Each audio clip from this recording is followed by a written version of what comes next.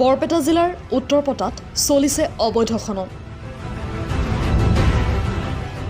ভবানীপুৰ আৰক্ষী চকীৰ অন্তৰ্গত মাজগাঁৱৰ উত্তৰপটাত ভূমাফিয়াৰ দপদপনি। অভিযোগ মতে বহুদিনৰ পৰা ৰাজু নামৰ ভূমাফিয়া এজনে চলাই আছে এই অবৈধ নদী খনন।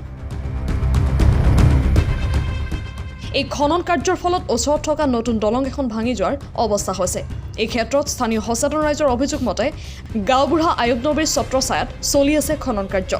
ইফালে একাংশ স্থানীয় ৰাইজে বাধা দিয়াত ৰাজু আৰু তেওঁৰ লগৰ গুণ্ডা বাহিনীয়ে প্ৰাণে মৰাৰ ভাবুকি দিয়ে বুলি জানিব পৰা গৈছে। এইটো মাটি আমার পড়ছে, তার মানে 6 বিঘা মাটি খাজনা দিব লাগে আমার। আমি হাক দিলে নহন, হি না মানে পুলিশ আমি যাওয়া নাই, আমার ফোন নম্বর তো নাই তার পুলিশের, আমি কোনো দিন কোয়াও নাই। কিন্তু কলি আমি 3বার 4বার হাক দিয়েছি, তো হাক এতে মাটি না কাটবি, আমার হিমাত পড়ছে। হ্যাঁ, বহুত দিন ধরে কাটি আছে। অতি শীঘ্ৰেই এই অবৈধ খনন বন্ধ কৰাৰ দাবী উত্থাপন কৰিছে সচেতন ৰাইজে।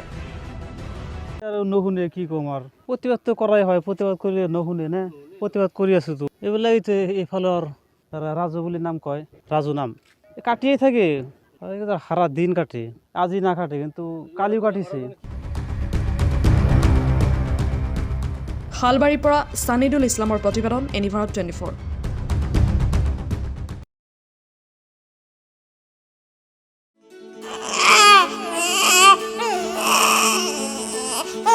অভিনন্দন, আপোনাৰ এজনী ছোৱালী জন্ম হৈছে।